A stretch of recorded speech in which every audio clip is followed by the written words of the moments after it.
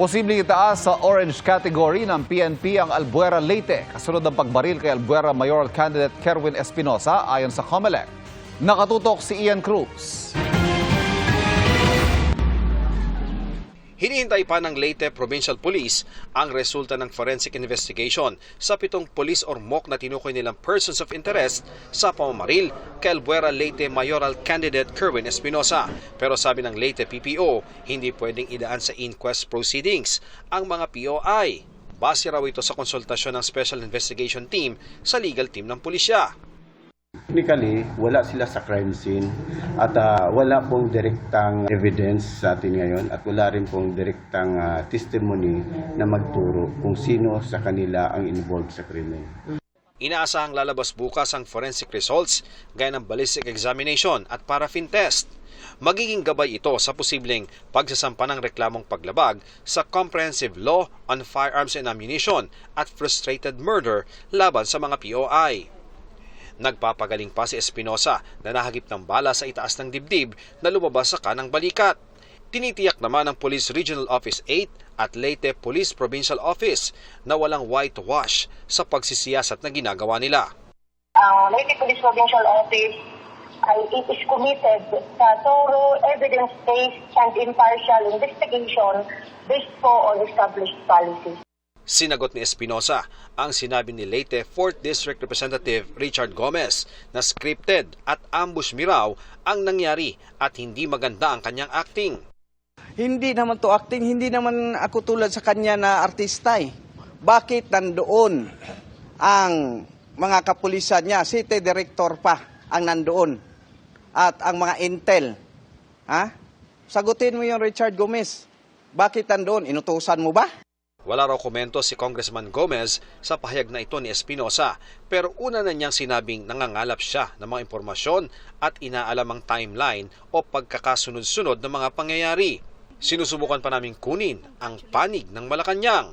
Para sa GMA Integrated News, Ian Cruz, nakatutok, 24 oras. 29 na araw bago ang eleksyon 2025. Tuloy ang pag-iikot ng mga kandidato sa pagkasenador. Nakatutok si Danoting Junco. Isinulong ni Senator Pia Cayetano ang advokasya niya sa kalusugan. Paglaban sa fake news ang binigyan diin ni David D'Angelo. Mas maraming hukuman ang mungkahi ni Atty. Angelo de Alban.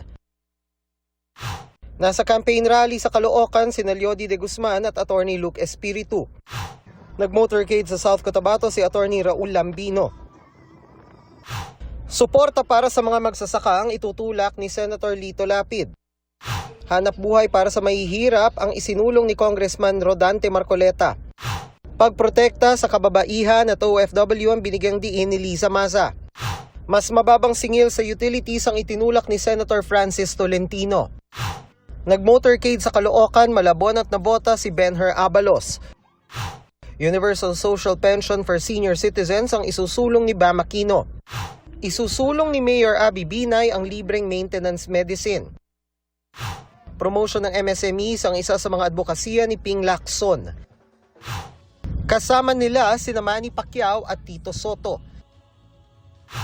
Si Representative Bonifacio Busita ay pagtatanggol daw ang tricycle drivers.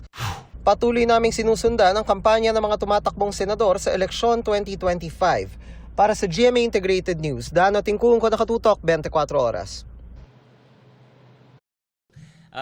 This whole week, I will be with my family.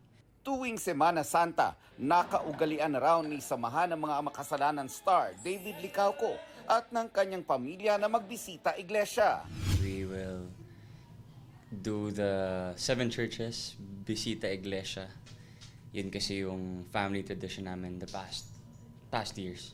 Bisita iglesia rin with Julian San Jose ang planong gawin ni River Cruz. Gusto namin magbisita iglesia and spend time lang with the family and her family. Si Betong Somaya sa beach and destination kasama ang pamilya.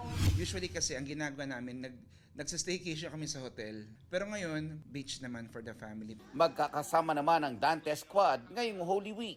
Wala pang plano masyado. So, minsan, alam mo, mahilig kami sa last minute. So, tignan natin kung saan kami dadalhin ng mga bagay-bagay.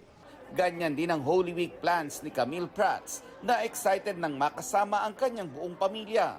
This coming Holy Week, we've made plans with my family. So it's a big family event. Si Barbie Fortesa naman, susulitin ang quality time this Holy Week.